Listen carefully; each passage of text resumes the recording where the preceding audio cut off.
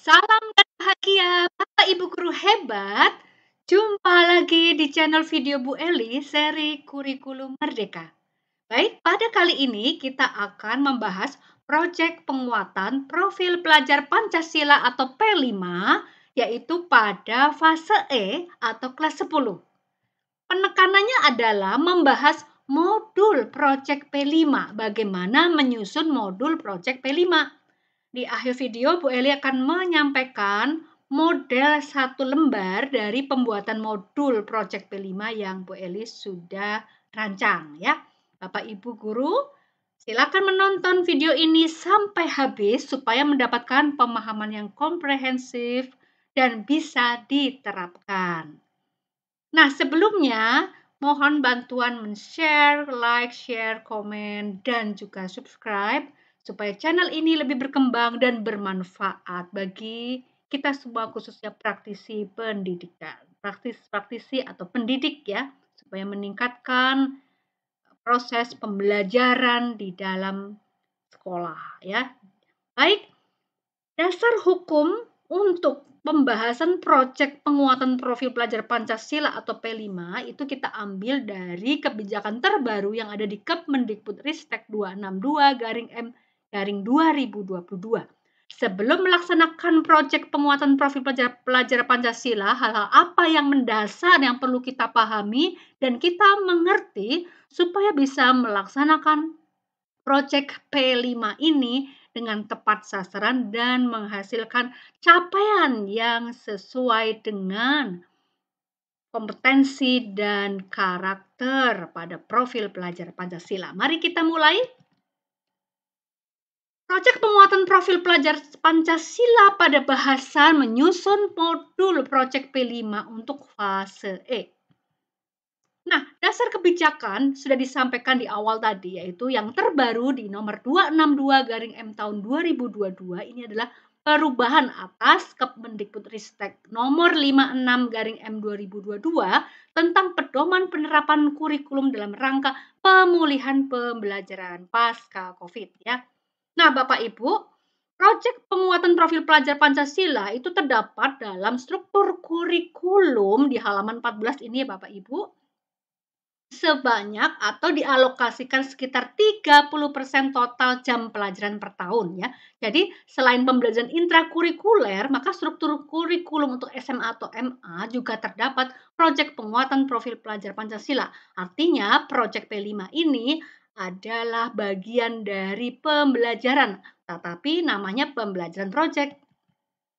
Nah, ini struktur kurikulumnya kalau kita bandingkan terhadap kegiatan intrakurikuler atau pembelajaran tatap muka itu bedanya apa? Pada proyek P5 yang dicapai adalah kompetensi dan karakter yang sesuai dengan profil pelajar Pancasila. Ini sesuai dengan SK Kepala BSKAP 009-H-KR tahun 2022 sehingga guru perlu membuat modul proyek ya.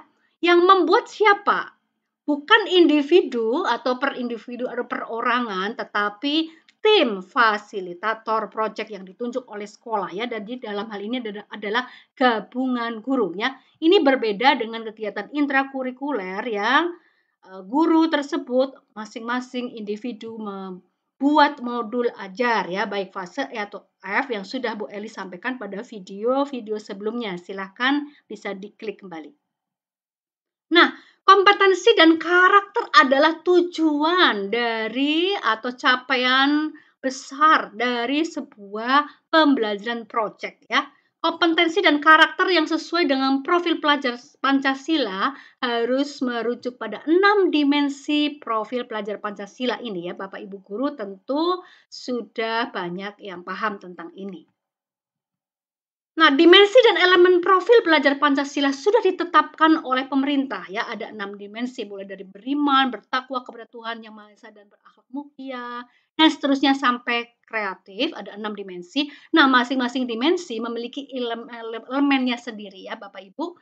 Misalnya pada dimensi pertama ini ada 5 elemen ya, berkebinekaan global, ada 4 elemen dan seterusnya ya. Jadi elemen-elemen ini sudah tersedia. Lalu bagaimana membangun profil pelajar Pancasila Artinya karakter dan kemampuan yang dibangun ini bisa lewat apa saja ya. Satu, lewat keseharian baik di sekolah maupun di rumah tentunya. Yang kedua, lewat budaya sekolah, misalnya budaya 3S, senyum, sapa, salam ya, seperti itu. Lalu pembelajaran intrakurikuler atau tatap muka dan proyek penguatan profil pelajar Pancasila atau P5 yang sedang kita bahas saat ini ya, itu bisa menumbuhkan dan membangun profil pelajar Pancasila.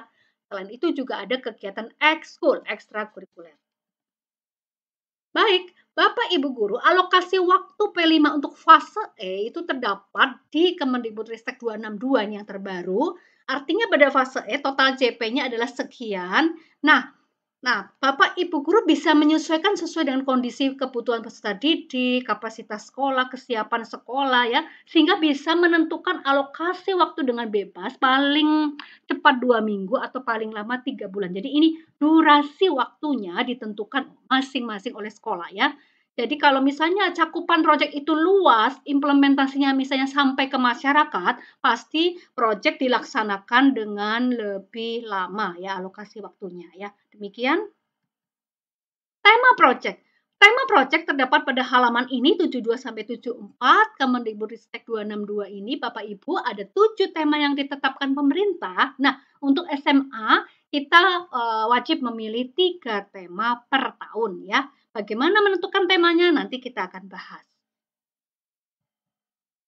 Nah, perlu ditekankan bahwa proyek P5 ini berbeda dengan proyek MAPEL ya. Bedanya adalah pada bagian apa proyek P5 adalah proyek yang bertujuan mencapai kompetensi dan karakter. Dua kata kunci penting, kompetensi dan karakter yang sesuai profil pelajar Pancasila, yaitu keenam dimensi profil pelajar Pancasila ya. Lalu kegiatannya adalah merupakan co-curricular berbasis proyek ya, sedangkan proyek MAPEL itu terbatas ya pada mapel tertentu dilaksanakan oleh guru mapel tersebut.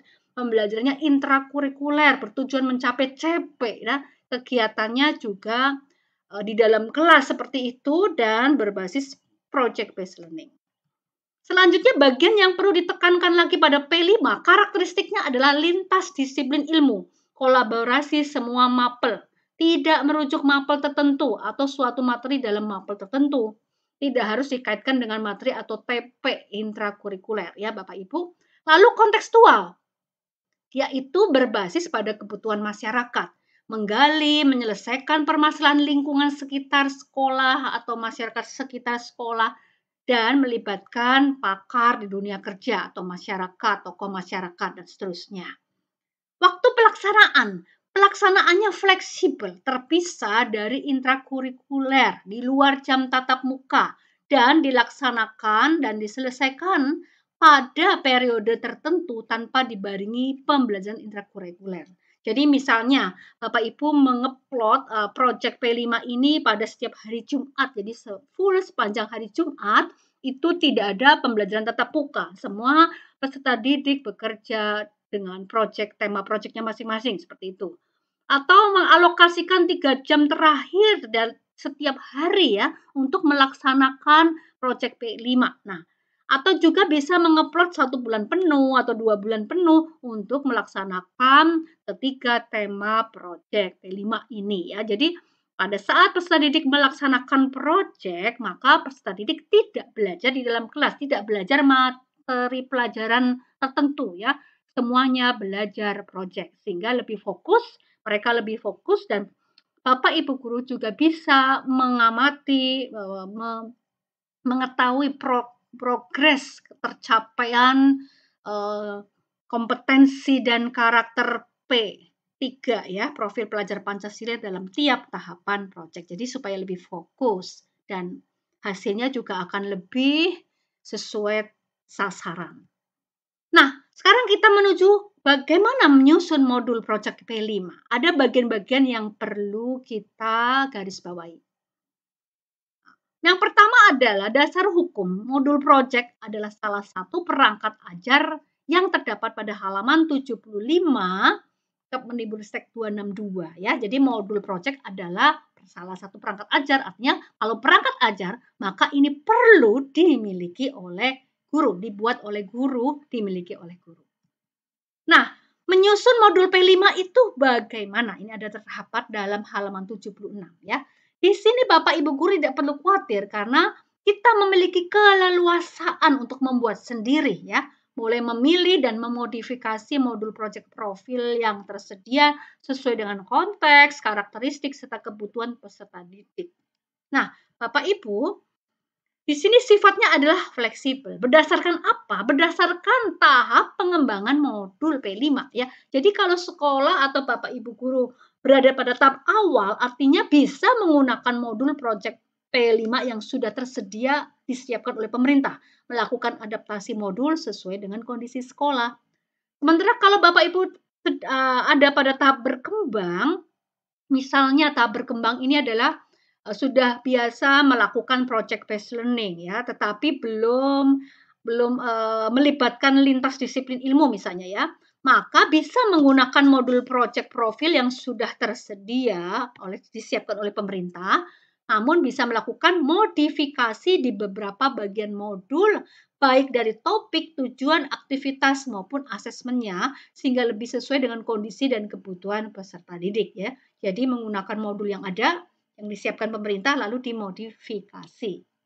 Nah, berikutnya adalah tahap lanjut ya. Tahap lanjut ini adalah pada sekolah yang para gurunya sudah biasa melakukan project based learning, sudah biasa juga melaksanakan lintas disiplin ilmu pada proyek itu, berkolaborasi antar mapel, antar guru, begitu.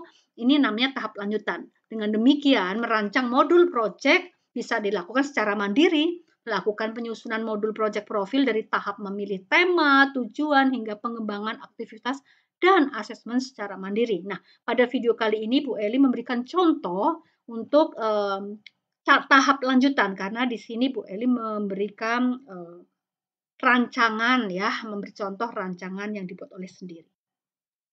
Nah, menyusun modul proyek ini adalah bagian dari tahapan perencanaan proyek ya. Bagaimana memulai proyek? Tentu ada tahapannya ya. Misalnya ini satu ya, merancang alokasi waktu dan dimensi profil belajar Pancasila ya. Alokasi waktunya tadi sudah disinggung sedikit, yaitu bagaimana kita menetapkan mau 2 minggu, 1 bulan, atau bahkan 3 bulan. Lalu bagaimana dimensinya? Nanti akan dibahas ya.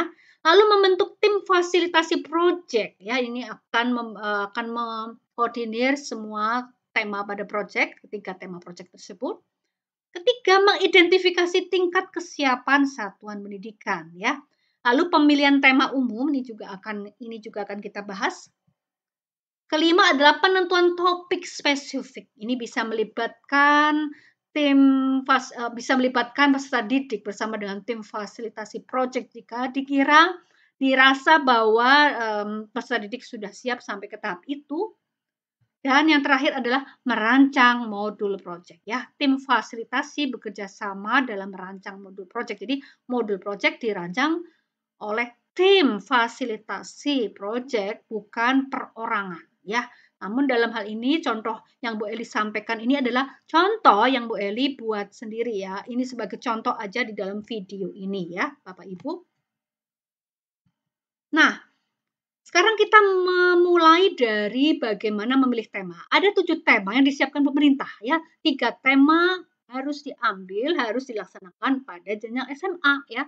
Lalu tema mana yang akan kita pilih? Nah, ini diawali dari bagaimana Bapak Ibu guru mengenali kondisi peserta didik, kebutuhan peserta didik, isu yang relevan dan kontekstual ya. Dan ini ketiga bagian ini kita peroleh lewat asesmen diagnostik ya. Kita sudah mulai menuju ke asesmen. Ya. Nah, setelah memilih tema, maka kita sesuaikan dengan karakter yang sesuai dengan profil pelajar Pancasila itu pada dimensi yang mana ya. Ada 6 dimensi. Jadi kita boleh memilih, tidak usah terlalu banyak supaya kita lebih fokus ya. Misalnya 2 dimensi ya. Lalu pada tiap dimensi itu kita juga menentukan elemennya ya. Jadi elemen subelemen pada dimensi masing-masing profil pelajar Pancasila ini sudah ditetapkan pemerintah ya. Jadi urutannya adalah tema, dimensi, elemen dari tiap dimensi yang kita pilih, serta subelemen dari tiap elemen yang kita pilih ya, Bapak Ibu. Sekali lagi, untuk menentukan dimensi, elemen maupun sub-elemen tidak perlu terlalu banyak. Untuk tahap awal misalnya adalah 1 sampai 2 atau paling banyak 3 ya, supaya kita lebih fokus mengobservasi dan melakukan bimbingan secara penuh kepada peserta didik. Nah, ini adalah contoh Bapak Ibu yang sudah disiapkan oleh pemerintah. Ini contoh ya, dimensi, elemen, sub-elemen. Misalnya dimensi beriman, bertakwa kepada Tuhan Yang Maha Esa dan akhlak mulia. Elemen profil pelajar Pancasila yang kita pilih adalah akhlak kepada alam ya. Lalu sub-elemennya apa ya? Sub-elemen dalam hal ini Bu Eli mengambil menjaga lingkungan alam sekitar. Mengambil satu saja ya. Nah, di akhir fase target capaiannya adalah ya, untuk menjaga lingkungan alam sekitar, maka target capaian ya, kompetensi dan karakter sesuai P3-nya adalah mewujudkan rasa syukur dengan berinisiatif dan menyelesaikan permasalahan lingkungan alam sekitarnya dengan mengajukan alternatif solusi dan mulai menerapkan solusi tersebut. Nah, ini juga Bapak Ibu, misalnya pada dimensi kedua, bernalar kritis ya. Elemen yang kita peroleh yang kita pilih adalah memperoleh dan memproses informasi dan gagasan. Nah, sub-elemennya adalah mengidentifikasi, mengklarifikasi, dan mengolah informasi dan gagasan. Ini sudah tersedia ya pada matriks dimensi elemen sub-elemen yang disiapkan pemerintah ya. Target capaian di akhir fase sesuai dengan sub-elemen ini, yaitu misalnya ya, mengidentifikasi, mengklarifikasi, dan menganalisis informasi yang relevan, serta memprioritaskan beberapa gagasan tertentu. Ya, ini untuk fase E.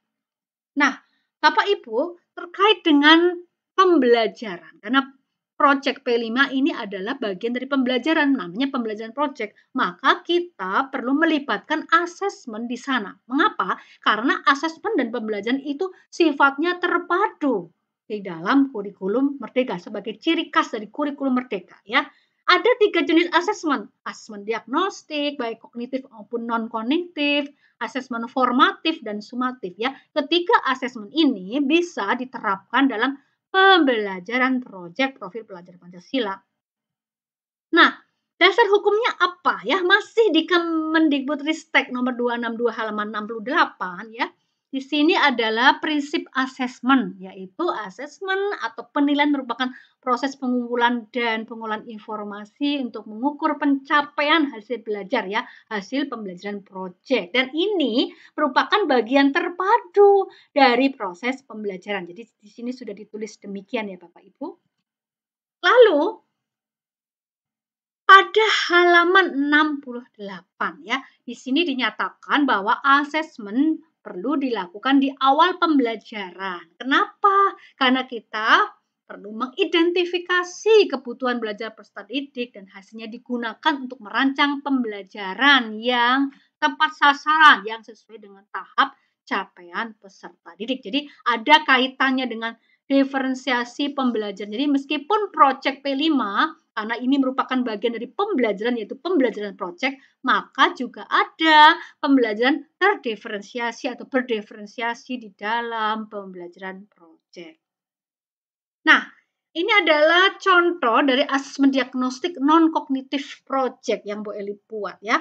Apa manfaatnya? Yaitu tujuannya adalah menemukan skill tertentu, minat, gaya belajar, dan kebutuhan peserta didik ya Bapak Ibu. Nah, yang non-kognitif ini Bu Eli ambil pada 2 pertanyaan kunci, yaitu mengetahui karakter, kerjasama, dan leadership. Mengapa? Karena di sini peserta didik akan dikelompokkan, bekerja berkolaborasi, dan tentu di sana ada ketua kelompoknya. Sehingga kita bisa memilih ketua kelompok yang tepat, ya, sehingga ketua kelompok ini bisa melaksanakan tugasnya dengan maksimal, memimpin anggota-anggota kelompoknya juga dengan maksimal ya.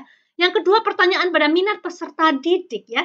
Di sini minat peserta didik terkait dengan bagaimana kita nanti dapat mengambil tema dan topik yang sesuai dengan minat peserta didik atau bahkan kita bisa melakukan diferensiasi produk pada saat untuk akhir atau di akhir pembelajaran project tentu kan ada produk ya, ada produk. Nah, produknya itu bisa kita lakukan diferensiasi sesuai dengan minat masing-masing peserta didiknya.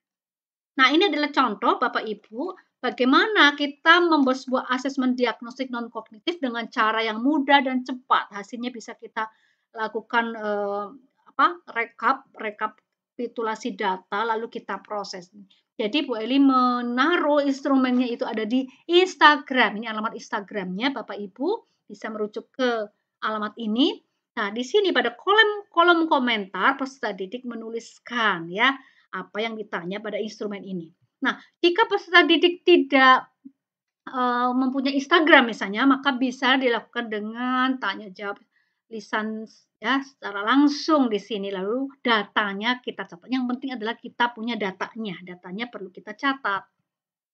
Yang kedua, ini adalah pada bagian pertanyaan gaya belajar. Ini juga Bu Elis masukkan instrumennya ke Instagram dan mereka membuka handphonenya lalu tinggal mengisi di kolom komentar. Itu sangat efektif, sangat cepat sekali ya. Kenapa? Kita sesuaikan dengan kebutuhan zaman mereka, yaitu zaman era digital. Mereka sangat erat kehidupannya dengan gadget dan lain-lain ya terkait dengan digital, sehingga melakukan pembelajaran berbasis digital termasuk asesmen ini sungguh sangat menjawab kebutuhan mereka dan juga memerdekakan guru di dalam mengajar ya, karena belajar menjadi enjoy, mengisi asesmen menjadi cepat ya, sehingga guru cepat mendapat data juga ya.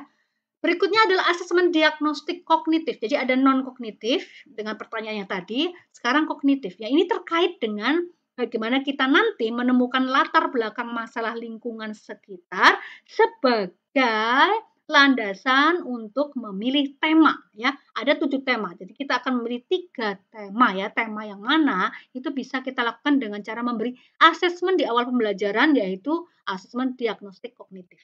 Nah, di sini Bu Eli membuat dengan pertanyaan terbuka ya, yaitu misalnya seperti ini. Amati lingkungan rumah sekitar tempat tinggal dan sekolah kalian. Lalu hal-hal apa yang membuat kalian tidak nyaman? Jadi kita langsung mengarahkan mereka kepada hal-hal yang sifatnya bermasalah ya. Lalu kita menstimulasi mereka dengan pertanyaan, ide kalian apa untuk mengatasi keadaan tersebut. Nah, seperti ini bisa sebagai contoh seperti ini ya Bapak Ibu.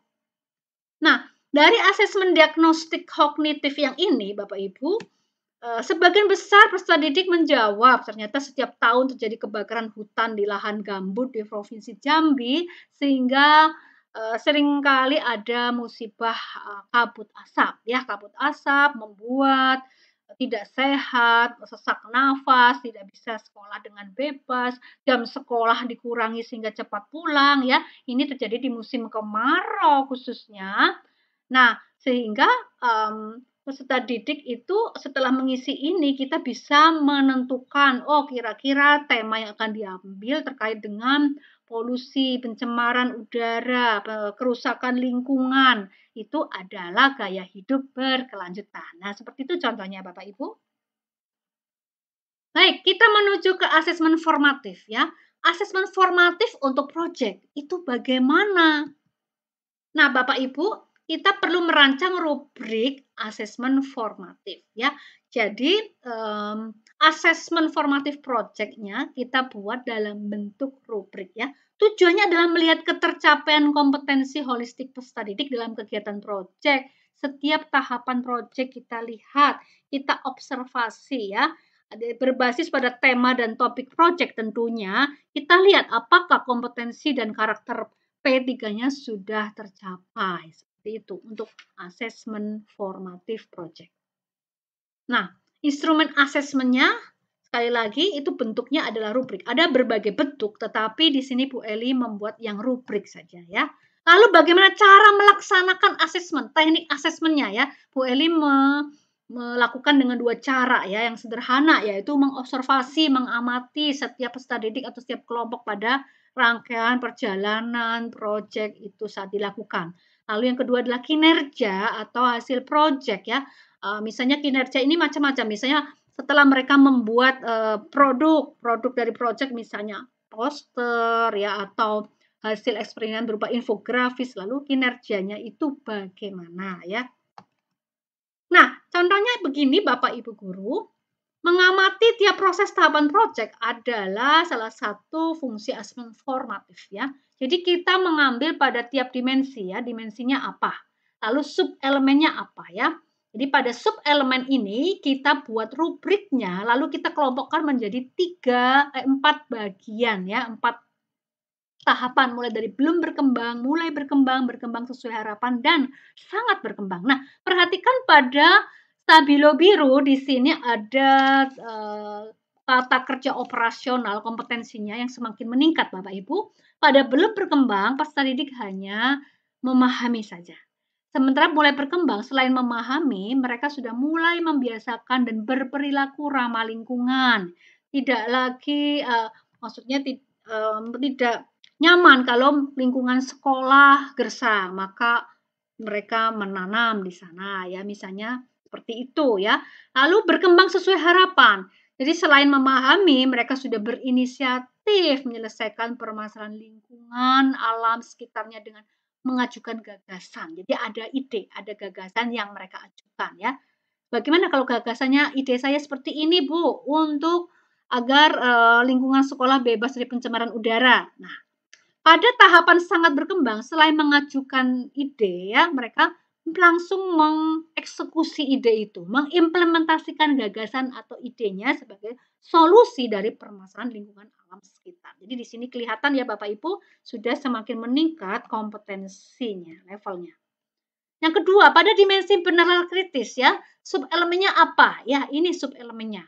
Nah, sama seperti tadi, kita melihat perkembangan peningkatan kompetensi ya, mulai dari belum berkembang sampai sangat berkembang, itu kita bisa melihat pada saat sangat berkembang, maka selain mengidentifikasi, peserta didik dapat mengklarifikasi sumber ya, yang ini sumber yang benar, yang relate ya, yang relevan dengan topik permasalahan lingkungan yang sedang dibahas. Kemudian sekaligus diolah, dianalisis dari berbagai sumber informasi tadi, lalu mereka bisa mengajukan ide, mengajukan gagasan yang kompleks dan abstrak ya. Ini adalah sangat berkembang. Berbeda pada saat belum berkembang ya, mereka baru sampai pada tahap mengidentifikasi dan mengumpulkan berbagai sumber informasi saja, baru sampai pada tahap merekap sumber informasi seperti itu. Nah, rubrik asesmen sumatif ya. Sekarang pada asesmen sumatif itu bukan hanya hasil saja yang dinilai ya. Bapak Ibu, pada kurikulum merdeka asesmen sumatif ini juga bisa kita nilai pada aspek-aspek yang lain meskipun bukan hanya berbasis pada hasil ya. Nah, misalnya di sini adalah penerapan konten dalam presentasi. Saat mereka mempresentasikan posternya, lalu kita melihat konten di dalam poster itu sudah sampai pada tahap apa ya. Misalnya dari ini disesuaikan dengan sub elemennya Bapak Ibu, ini boleh digabungkan dari dimensi 1 dan 2, lalu sub elemennya juga digabungkan. Nah, maka pada saat belum berkembang, yaitu konten dari hal yang mereka presentasikan itu terbaca hanya pada batas memahami perilaku ramah lingkungan dan tidak ramah lingkungan ya. Kalau mulai berkembang sudah bisa membuktikan perilaku ramah lingkungan dengan action dengan menanam berbagai tanaman penyerap polutan udara. Mereka sudah melakukan sesuatu ya untuk membuktikan perilaku tersebut. Lalu berkembang sesuai harapan, mereka sudah mulai mencetuskan ide ya, yaitu mencetuskan ide, saya punya tanaman ini yang bisa menyerap polutan udara dengan lebih maksimal, lalu membuktikan melewati eksperimen. Jadi ini sudah sampai tahap seperti itu. Nah, bagaimana sangat berkembang? Tahap sangat berkembang adalah peserta didik sudah bisa menciptakan dan sudah mengimplementasikan gagasan, membuktikan efektivitasnya berdasarkan hasil eksperimen sebagai solusi dari permasalahan lingkungan. Jadi selain menciptakan gagasan, sudah mengimplementasikannya ya. Jadi mengimplementasikan yang lebih luas di sini, yaitu sudah bisa mengimbas kepada orang-orang di sekitar rumah, dalam keluarganya, atau masyarakat di sekitar sekolah, atau masyarakat sekolah itu sendiri ya. Seperti itu. Nah, Bapak Ibu, sekarang kita menuju ke komponen modul menurut buku panduan P5 ya. Jadi dimulai dari harus ada profil modul, yaitu tema, topik, judul modul, fase, alokasi waktu, lalu ada tujuan ya, pemetaan dimensi elemen subelemen, rubrik pencapaiannya seperti apa ya. Lalu ada aktivitas atau tahapan proyek, ini perlu ditulis pada modul, serta asesmen. Ini bagian utamanya. Kalau Bapak Ibu ingin menambah dan membuat lebih lengkap, maka tim fasilitator, ya Bapak Ibu guru sekalian, itu bisa menambahkan deskripsi singkat proyeknya, pertanyaan pemantiknya, alat bahan, serta media belajar, serta referensi pendukung. Jadi ini mirip seperti modul ajar ya, Bapak Ibu guru bisa mengklik ulang video yang pernah Bu Eli buat, yaitu modul ajar fase E dan F. Nah, tahapan project ya, tahapan project itu adalah bagian dari project yang di sebelah sini ya, ada bagian komponen aktivitas, ini juga perlu ditulis. Nah, ada 3 contoh dalam buku panduan bagaimana kita melaksanakan aktivitas project dengan tahapan-tahapan yang kita pilih ya. Di sini Ibu Eli memilih tahapan yang ini ya, mulai dari pengenalan. Apa sih pengenalan? Pengenalan adalah aktivitas mengenali, membangun kesadaran peserta didik terhadap tema yang sedang dipelajari, yaitu tema gaya hidup berkelanjutan ya. Lalu kontekstualisasi, ini menggali permasalahan di lingkungan sekitar yang terkait dengan topik pembahasan ya. Tahap aksi, merumuskan peran yang dilakukan yang dapat dilakukan melalui aksi nyata. Lalu refleksi dan tindak lanjut ini adalah menggenapi proses dengan berbagi karya, diseminasi ya, berbagi ya kepada mensosialisasikan kepada masyarakat sekolah atau masyarakat sekitar sekolah atau keluarganya di rumah ya. Jadi selain itu, setelah menggenapi proses dengan berbagi karya, lalu dilanjutkan dengan evaluasi dan refleksi, serta tindak lanjutnya adalah doing action-nya apa setelah project itu dilakukan ya. Doing action ini lebih kepada pengimbasan kepada masyarakat, orang-orang di sekitar peserta didik. Nah, ini contohnya Bapak Ibu guru hebat, tahap pengenalan ketika proyek tema gaya hidup berkelanjutan ini dilaksanakan di sekolah Bu Eli tahun ajaran yang lalu 2021-2022. Pada tahap ini adalah mereka belajar di BMKG Kota Jambi ya. Ini adalah pembelajaran yang kontekstual karena belajar langsung dari pakar di sana. Mereka mengenali dulu apa itu iklim, apa itu cuaca, bagaimana perubahan iklim mempengaruhi aktivitas di bandara dan lain sebagainya. Kedua, tahap kontekstualisasi ya, ini adalah dokumentasi mereka melaksanakan pembuktian ide itu dengan cara yang sederhana, mudah, murah, solutif ya. Tanaman-tanaman apa sih yang dapat mengurangi pencemaran udara ya. Jadi mereka ada yang membawa pakis, membawa lidah buaya, membawa lili Paris, membawa tanaman sansevieria ya, membawa ini tanaman sirih gading dan lain sebagainya ya Bapak Ibu, ini tahap kontekstualisasi. Artinya mereka menyelesaikan masalah sekitar ya. Jadi konteksnya adalah masalah sekitar, kontekstual yang terjadi di lingkungan kehidupan peserta didik baik di rumah, lingkungan masyarakat, sekitar sekolah maupun di sekolah itu ya Bapak Ibu. Tahap aksi. Nah, tahap aksi adalah di sini kita bisa melakukan diferensiasi produk ya. Bagaimana peserta didik yang gaya belajarnya visual itu akan lebih enjoy, lebih tepat kalau membuat sebuah poster ya. Atau yang gaya belajarnya visual tapi suka menulis, mereka akan membuat infografis hasil eksperimen dengan cara menulis seperti ini ya. Menulis laporan ilmiah ya, hasil eksperimen secara ilmiah. Atau yang gaya belajarnya adalah kinestetik, misalnya mereka akan memaparkan secara lisan ya kepada teman-temannya ya, seperti itu ya. Jadi pada tahap aksi adalah melakukan ini ya, aksi nyata ya, merumuskan peran yang dapat dilakukan, yang sudah mereka lakukan. Nah, sekarang kita kembali ke modul project ya. Modul project yang Bu Eli mau paparkan di sini adalah Bu Eli merancang model satu lembar ya. Satu lembar artinya ringkas dan cepat ya, tetapi di dalam model satu lembar itu tetap komponen-komponen wajib modulnya itu ada semua. Mari kita menuju file yang Bu Eli buat, dan file ini Bapak Ibu bisa unduh di bagian bawah deskripsi video. Nah, baik Bapak Ibu, kita menuju ke modul. Nah, ini adalah modul yang Bu Eli buat. Ya, Bapak Ibu bisa melihat model satu lembarnya Bu Eli minimize. Nah, seperti ini hanya satu lembar tetapi memuat konten yang lengkap Bapak Ibu.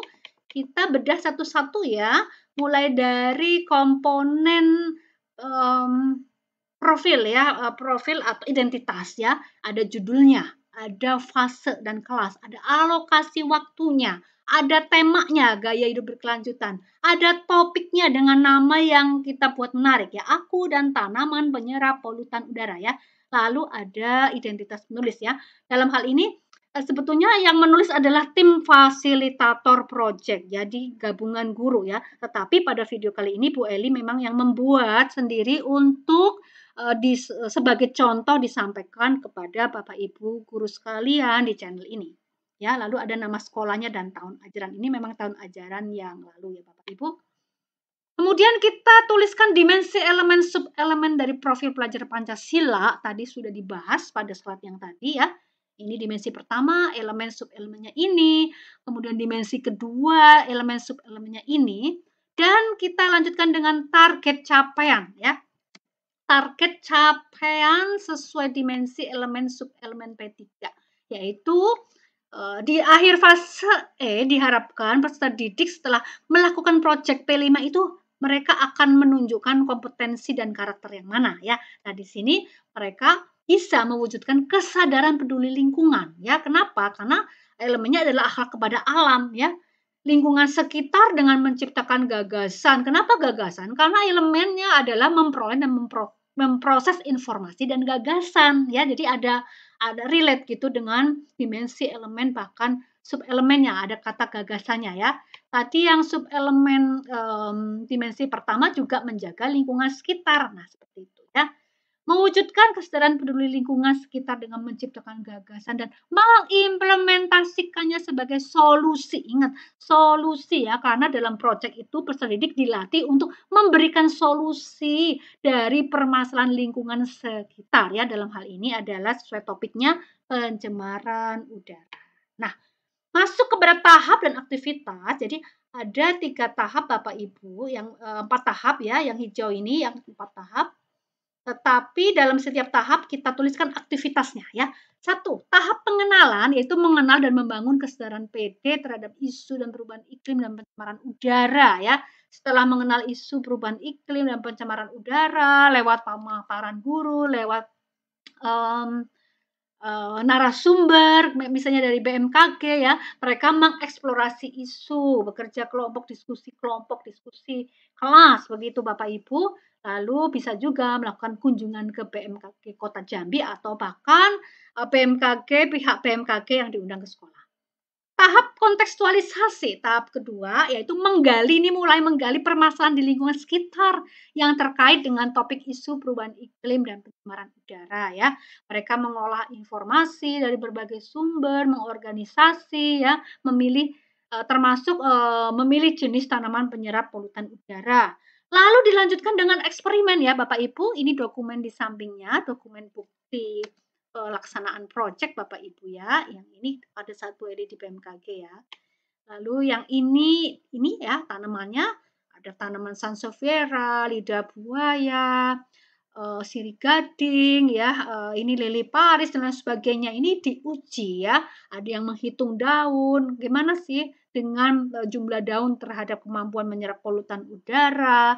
Ada yang meneliti jenis spesies apa yang paling efektif ya. Lalu data hasil eksperimennya itu diolah, dianalisis, dan mereka membuat laporannya ya sesuai dengan gaya belajarnya masing-masing. Kita kelompokkan seperti itu Bapak Ibu. Kemudian presentasi hasil eksperimen ya, setelah mereka membuat produk berupa ini ya, infografis, mereka membuat presentasinya, dan di sini guru melakukan asesmen formatif saat peserta didik melakukan presentasi sesuai dengan kategori instrumen yang tadi sudah disampaikan ya. Tahap aksi, Merumuskan peran yang dapat dilakukan melalui aksi nyata, yaitu membuat poster aksi nyata. Lalu guru juga melakukan asesmen formatif terhadap tahapan proyek saat merancang dan melakukan eksperimen. Jadi asesmen formatif itu berkelanjutan sepanjang proses pembelajaran proyek. Jadi ini seperti modul ajar, asesmen dalam modul ajar. Nah, ini Bapak Ibu, di bagian ini Bapak Ibu bisa melakukan diferensiasi proses atau produk ya, sama seperti pada saat peserta didik melakukan eksperimen ya. Di sini ada yang suka mencatat data hasil, ada yang gaya belajar kinestetik sehingga sebagai seksi sibuk ya, mereka melakukan memindah-mindahkan tanaman, menghitung daun, kemudian mengukur dengan alat. Di sini Kak Bu Eli menggunakan alat air detektor ya, seperti digital air detector seperti itu ya. Nah, lalu tahap refleksi dan tindak lanjut ya, Bapak Ibu. Oh ya, ini sebagian contoh dari posternya. Tahap refleksi dan tindak lanjut yaitu menggenapi proses dengan berbagi karya serta melakukan evaluasi dan refleksi ya. Ini ada gelar pameran karya ya. Boleh mengundang orang tua peserta didik misalnya pada saat membagi rapot, lalu mengundang Dinas Pendidikan Provinsi Jambi, pengawas sekolah, sekolah tetangga ya. Nah, di sini guru melakukan asesmen sumatif ya. Bisa seperti itu. Ingat, asesmen sumatif tidak harus untuk menilai hasil-hasil dan hasil saja, namun lebih kepada konten ya. Konten saat presentasi ya, itu apakah sudah menggambarkan capaian sesuai dengan kompetensi dan profil pelajar Pancasila yang diharapkan. Nah, seperti itu. Lalu guru dan peserta didik mengevaluasi dan merefleksi hasil asesmen.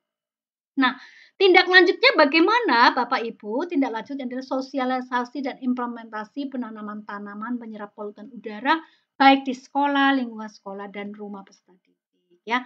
Nah, Bapak Ibu, kita menuju ke komponen berikutnya yaitu asesmen. Jadi ini sudah dibahas, ada asesmen diagnostik, diagnostik, formatif, dan sumatif ya. Instrumen asesmennya bisa Bapak Ibu scan di sini ya. Ini akan muncul link-linknya setelah Bapak Ibu scan dengan QR code. Ini adalah instrumen asesmen untuk formatif dan ini untuk sumatif ya. Bagaimana tekniknya? Tekniknya adalah observasi dan kinerja dalam proyek seperti sudah Bu Eli sampaikan ya. Baik Bapak Ibu, ini adalah komponen dari model satu lembar proyek P5 ya. Ini adalah alamat Instagram dan YouTube Bu Eli, silakan. Di sini juga banyak video-video terkait dengan kurikulum merdeka, sementara di Kimsaf 1 ini Instagramnya banyak instrumen-instrumen yang bisa Bapak Ibu guru rujuk ya. Demikian yang bisa Bu Eli sampaikan terkait dengan penyusunan modul proyek P5 fase E atau kelas 10 dengan model satu lembar yang praktis ya. Semoga video ini bermanfaat dan bisa diterapkan. Selamat mencoba Bapak Ibu guru hebat. Terima kasih sudah menonton video ini sampai